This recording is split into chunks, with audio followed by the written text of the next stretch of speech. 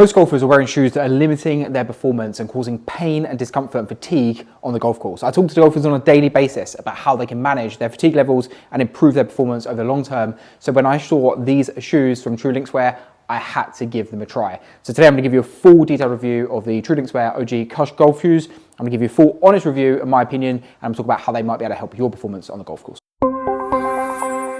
So there's one main reason why I wanted to give these golf shoes a try, give you a little review for you today. And the key feature that really grabbed my attention with these golf shoes is the wide toe box. So I've been having this conversation with golfers, and before I start working with golfers, with athletes, about the importance of a correct shoe box, and in terms of basically the space to which your toes fit, and how the size of that really affects your ability to interact with the ground. It affects long-term foot health, it affects posture, and so many other things that obviously are going to affect the sport that you play, but also your overall general health and well-being and longevity as well. So when I saw these shoes come out from True Linkswear, I was like, well, I have to give these a try, because I've been trying to get people to move into a wider box shoe for a long time, and to see golf shoes actually take this issue seriously and start to work on it meant that I had to give them a try. So that's reason number one for me doing this video. But then what I wanted to do is also see the quality of this.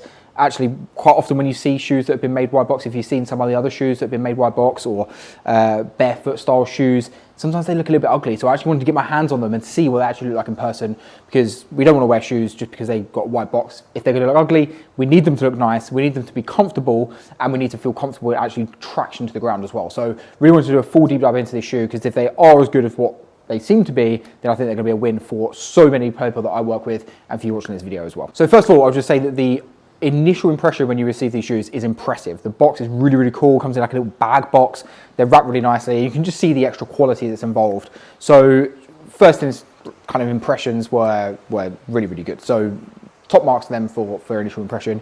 And my initial impression of the actual shoe was also super impressive. These things look really nice, and in fact they look similar to a type of shoe I would see out and about in terms of the high fashion shoe as well. So it's not as if they've sacrificed in terms of how they look to get this shape. They actually don't look that ugly. They don't look strange when you see them on your feet.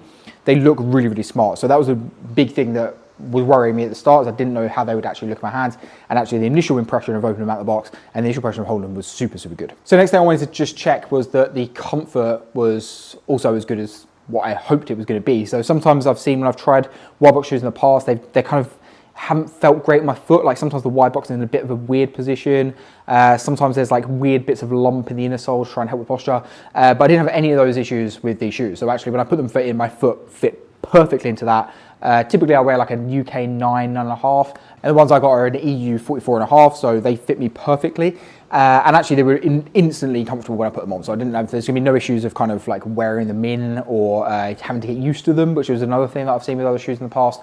So no problems on those whatsoever. So initial comfort was a big tick for me as well. So once I got those things out of the way, but the things that were gonna be worrying me, right? So how they look and how do they feel when you put them on? Now we can actually start talking start to think a little bit more about the additional function these can provide. So you can instantly see the slightly wide-toed area for the shoe.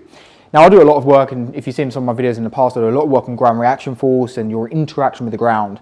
And it's actually really important that our foot can kind of spray correctly to utilize ground interaction. When the foot gets crushed and reduced in size and the toes get squeezed in, our ability to actually balance, stabilize, and use the floor correctly is minimized. So if you're wearing a shoe that's a much kind of slimmer based shoe, then you are going to be limiting your ability to actually interact correctly with the ground. So that's one of the functions that I really wanted to test out, and making a few swings, I could instantly feel that I actually had really good connection to the floor. Sometimes here in the studio, I swing a lot barefoot as well, and actually the feeling of being able to interact with the ground was very similar to that. So I think the combination of a flatter-ish sole, it still has a slight kind of gradient, so I didn't feel like I was completely flat to the ground, but I felt like I could interact nicely with the floor. So that was one of the biggest reasons for me being interested in this in the first place.